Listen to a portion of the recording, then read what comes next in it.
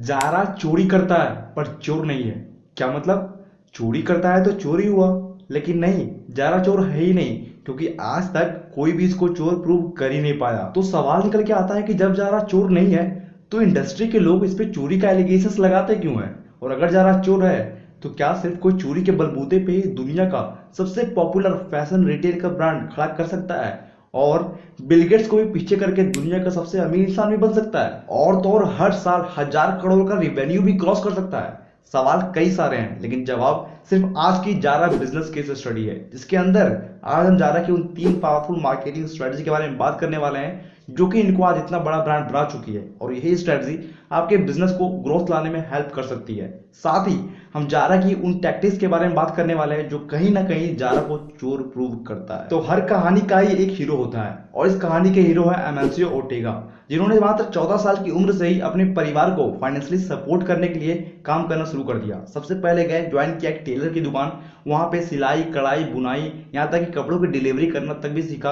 अपनी मेहनत लगन और अपने ऑब्जर्वेशन स्किल से आज जारा को 96 से भी ज्यादा कंट्रीज में फैला रखा है। सबसे पहले strategy, catch the speed over everything. देखो, धंधे में ना दो ही तरीके से आगे निकला जा सकता है, चाहे तो फर्स्ट मूवर एडवांटेज ले लो या फिर फास्ट मूवर बन जाओ। लेकिन ये जो कपड़ों की दुनिया है, टेक्सटाइल इंडस्ट्री, उसमें आप सिर्फ फास्ट मूवर से ही सर्वाइव कर सकते हो, क्योंकि यहाँ पे हर दिन नया ट्रेंड आ जाता है, नया स्टाइल आ जाता है, नए नए लुक्स आते रहते हैं जाते रहते हैं। और इसी हुक को ओर्टेगा साहब ने अपना कोर एडवांटेज बना लिया। कहते हैं कि जारा की स्पीड इतनी तेज है कि आप जो भी सामान ऑनलाइन कहीं से मंगवाते हो, जितने दिन में आपको उसकी डिलीवरी मिलती है उससे भी कम से कम दिनों में एक नई डिजाइन ले आते हैं, उसकी प्रोडक्शन भी कर देते हैं और उसको मार्केट में अवेलेबल करा के बेच भी देते हैं। पर भैया, इतना सारा काम इतनी तेजी से करते कैसे हैं? दूसरी strategy, obsessed about customers demand. देखो, धंधे का ना एक रूल है कि आप अपने कस्टमर्स की सुनो, फिर वो आपके बारे में 4 और लोगों को सुनाएगा। और टेगा साहब ने देखा कि कोई भी कस्टमर कपड़े लेने के लिए सबसे पहले क्या क्या चीजें देखता है? 3 चीजें देखता है, प्राइस, क्वालिटी, एक्सक्लूसिविटी। अब ये सेम चीज मैं अगर आपसे पूछूं कि आप कपड़े लेने जाते हो तो आपका सबसे पहला टिक किस में जाता है? एक्सक्लूसिविटी या प्राइस या quality? I am damn sure कि ज्यादातर लोग सबसे पहले एक्सक्लूसिव की तरफ जाते हैं, क्योंकि किसी को भी ये चीजें पसंद नहीं है कि उनका ड्रेस उनके दोस्तों से या रिश्तेदारों से मैच खाता हो। मतलब कि वो एक्सक्लूसिव लगना चाहते हैं किसी भी इवेंट के अंदर या फिर किसी भी ग्रुप के अंदर। अच्छा, लड़के लोग तो कभी कभी मैचिंग ड्रेसेस पहन भी ले, लेकिन लड़कियां कभी पहनेगी ही नहीं। इवन इनसे कभी कोई पूछ ले कि बहन ये ड्रेस कहाँ से लिया है, तो वो एड्रेस तक गलत बता देंगे। इसे समझ में आता है कि कपड़ों की दुनिया में लोग यूनिकनेस को कितना ज्यादा प्रीफर करते हैं। फिर एक्सक्लूसिविटी के बाद 2 तरीके के लोग आते हैं। सबसे पहला, जो सबसे पहले प्राइस को प्रेफरेंस देते हैं, मतलब कि कोई भी कपड़ा वो लेने जाते हैं तो सबसे पहले ये देखते हैं कि भाई इसका प्राइस टैग क्या है, मतलब कि वो कपड़ा मेरे बजट में फिट होना चाहिए। फिर दूसरे लोग आते हैं जो कि सबसे पहले क्वालिटी को देखते हैं, फिर प्राइस टैग जो हो वो पे करने के लिए रेडी हैं। और ओर्टेगा साहब ने इन दोनों के बीच के गैप को आकर के वहां पे डिसरप्ट कर दिया। मतलब क्या किया कि प्राइस को नॉर्मल से थोड़ा ऊपर कर दिया और क्वालिटी जो टॉप की थी, जो कि महंगे कपड़े आते थे, वह क्वालिटी थोड़ा सा डिक्रीज कर दिया, लेकिन अपने कोर पॉइंट एक्सक्लूसिविटी को नहीं छोड़ा। अब इन दोनों स्ट्रेटजी से जारा को 3 बेनिफिट्स हुए। सबसे पहला कि जारा अपने कॉम्पिटिटर से पहले और जल्दी और तेजी से मार्केट में नई डिजाइन के कपड़े उतार देता है, जिससे वो सारे मार्केट के कॉम्पिटिटर्स को कॉर्नर करके खुद ही एक पावरफुल ब्रांड क्रिएट हो जाता है। दूसरा, ये मार्केट के हर तरीके के ऑडियंस को टारगेट कर पाते हैं, फिर चाहे वो एक्सक्लूसिविटी पे हो, चाहे वो प्राइस को प्रीफर करे या फिर क्वालिटी को प्रीफर करे। तीसरा, चूंकि ट्रेंड को फॉलो करते हैं तो ट्रेंड को फॉलो करने से माल जल्दी जल्दी बिक जाता है। जल्दी जल्दी बिक जाता है तो इनका जो डेड स्टॉक का खतरा होता है वो भी नहीं होता है, जिससे ये हैवी लॉसेस से बच जाते हैं। अब यहाँ पे 2 सबसे बड़े बड़े सवाल निकल के आते हैं। सबसे पहला कि भैया टेक्सटाइल इंडस्ट्री का मार्केट इतना बड़ा है, यहाँ कई सारे प्लेयर्स हैं, तो फिर सबसे पहले ये जारा ही इतनी तेजी से डिजाइन निकाल कैसे पाता है, मार्केट में उसको उतार कैसे पाता है? दूसरा, कि जो टेक्सटाइल इंडस्ट्री में ज्यादातर रिटेलर्स हैं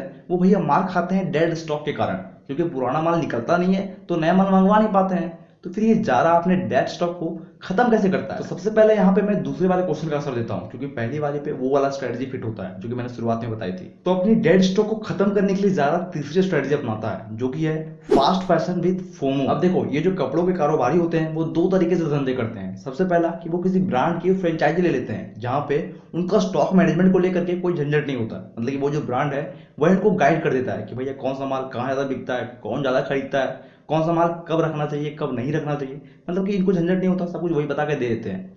लेकिन आज भारत के अंदर ज्यादातर जो एज ए रिटेलर जो फैशन के अंदर है वो है भैया मल्टी ब्रांड स्टोर वाले। मतलब कि हर तरीके के आइटम, हर तरीके के ब्रांड वो अपने स्टोर के अंदर रखते हैं, जहाँ पे उनको ये समझने में काफी ज्यादा देरी लग जाती है। तो इसी चीज से बचने के लिए आप क्या कर सकते हो कि एक थंब रूल अपना सकते हो। थंब रूल है 70, 25 और 5। ये जो फॉर्मूला है वो मेरा पर्सनली क्रिएटेड फॉर्मूला है, तो आप चाहो तो इसे यूज कर सकते हो। समझाता हूँ पहले। देखो, 70% माल ऐसे रखो दुकान के अंदर जो कि पड़ाक पड़ाक बिक जाए। फिर 25% माल ऐसे रखो जो कि धीरे धीरे बिकता हो, और अगर नहीं भी बिका ऑन द स्पॉट तो आप उसको अगले सीजन, बोले तो अगली जब ठंडी आ जाए तब वो माल निकल जाए। और 5% माल ऐसे रखो जो कि एकदम धीरे धीरे बिकते हो या फिर नहीं बिकते हो, लेकिन जब कस्टमर्स आए तो उनको वैरायटी मिले और वो समझ सके कि ये दुकानदार एकदम मेल में रखता है। अब जारा के ऊपर है तो जारा ये सारे झमेले रखता ही नहीं है। ये क्या करता है कि ये फास्ट फैशन मॉडल को फॉलो करता है। अच्छा, फॉलो क्या करता है? जारा तो फास्ट फैशन का जन्मदाता ही है। अब भैया फास्ट फैशन का मतलब वही कि जल्दी जल्दी बदलते फैशन और बदलते ट्रेंड के साथ खुद को बदलना, क्योंकि ये मार्केट एकदम फास्ट चल रहा है। हर 10 दिन 15 दिन में नए नए स्टाइल आते रहते हैं। अब चूंकि जारा इस मॉडल पे काम कर रहा है तो जारा अपना इन्वेंट्री को लिमिटेड रख देता है, जिससे इनको 3 तरीके से बेनिफिट होता है। सबसे पहला कि लिमिटेड स्टॉक रखने से कस्टमर पॉइंट ऑफ व्यू से उनको एक्सक्लूसिविटी वाली फील आती है कि भैया इनके पास ये स्टॉक लिमिटेड है, तो स्टॉक लिमिटेड है तो ये कपड़ा एक्सक्लूसिव है, कपड़ा एक्सक्लूसिव है तो ये इसको मैं पहनूंगा तो मैं भी अपने ग्रुप में एक्सक्लूसिव ही लगूंगा। दूसरा कि मार्केट में फोमो क्रिएट हो जाता है कि भैया ये इनके पास स्टॉक लिमिटेड है और दोबारा आने वाला भी नहीं है। सबको पता है कि जारा के ऊपर एक बार जो चीज आ गई वो दोबारा मिलने ही वाली नहीं है, तो मार्केट में फोमो क्रिएट हो जाता है कि भैया पसंद आ गया है तो आज ही ले लो, क्या पता मिले या ना मिले।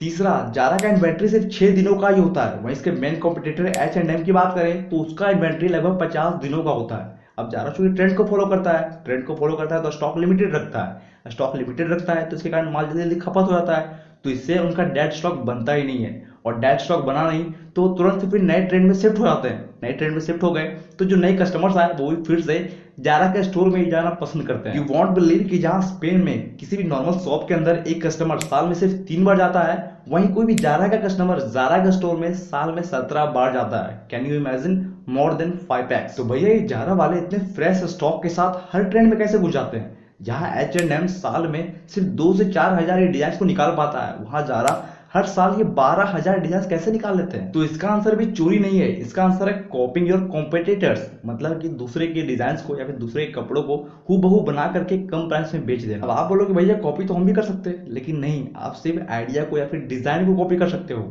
जारा जो एग्जीक्यूशन करता है, जो प्रोडक्शन इतना बड़ा करता है, वो नहीं कर सकता। आपको मैं बता दूं कि जारा अपना मैक्सिमम प्रोडक्शन है वो इन हाउस ही करता है, जिससे ये कोई भी मार्केट के ट्रेंड को जल्दी से पकड़ लेते हैं, जल्दी से उसमें चेंज हो जाते हैं, जल्दी से उसमें इन्वॉल्व हो जाते हैं और उसको प्रोडक्शन करके मार्केट में उतार भी देते हैं। और अगर लगता है उनको कि कोई भी जो माल है वो चल नहीं पा रहा, उसका डेड स्टॉक बन सकता है, तो उसको सेल में निकाल देते हैं, लेकिन कभी डिस्काउंट नहीं देते। अब डिजाइन इन सोर्स की बात करें तो भैया जारा की नजर हर cat walk, ramp walk, exhibition या फिर फैशन वीक के ऊपर रहता है। मतलब कि हर जगह इनके डिजाइनर्स फैले हुए हैं जो अपने आजू बाजू के बदलते हर ट्रेंड को, हर कल्चर को एकदम बारीकी से ऑब्जर्व करते हैं और उसको सेम टू सेम या फिर कई बार थोड़ा बहुत चेंजेस करके उसको कॉपी करके उसी तरीके के प्रोडक्ट को अपने हाउस में बना करके मार्केट में उतार देते हैं। और इसी कॉपिंग के कारण ही कई बार जारा पर एलिगेशन लग चुके हैं कि जारा हमारे डिजाइन को चोरी कर लेता है, लेकिन आज तक कोई इनको चोर प्रूव कर ही नहीं पाया। And I think it's completely relevant, क्योंकि भैया बिजनेस में दम है तो पास कर, वरना बर्दाश्त कर। हाँ, एक गलती है कि अगर ये छोटे छोटे डिजाइनर्स के डिजाइन को चुरा लेते होंगे तो ये उनके पेट पे लात मारने वाली बात हो जाएगी। तो ये तो आई थिंक कि जारा अब नहीं करता होगा, क्योंकि भैया जारा इतना बड़ा ब्रांड बन चुका है, 4 दशकों से भी ऊपर से ये मार्केट में अवेलेबल है। तो भैया लॉन्ग रन में मार्केट में सर्वाइव करना है तो ऐसे चिंदी चोरी वाले काम तो करना होगा नहीं, और अगर काम करोगे तो आपके ब्रांड लॉयलिटी पे इफेक्ट पड़ेगा, जो कि आई थिंक जारा कभी नहीं चाहता। तो दोस्तों ये थी मेरी इन डेप्थ रिसर्च जारा की बिजनेस स्ट्रेटजीज के ऊपर। अगर ये वीडियो आपको जरा सा भी इंसाइटफुल लगा है तो इसको लाइक करो, ताकि यूट्यूब इस वीडियो को और भी नए नए एंटरप्रेन्योर तक प्रमोट करे। चैनल में पहली बार आया हो तो सब्सक्राइब कर लेना, बगल में बेल नोटिफिकेशन है उसको भी दबा देना, ताकि ऐसे ही वीडियो की नोटिफिकेशन आप तक सबसे पहले पहुंच सके। मिलते हैं दोस्तों इसी तरह के नेक्स्ट इंसाइटफुल पावरफुल वीडियो के साथ। तब तक के लिए आप सभी खुश रहिए, संतुष्ट रहिए और तंदुरुस्त रहिए। गुड बाय, जय हिंद।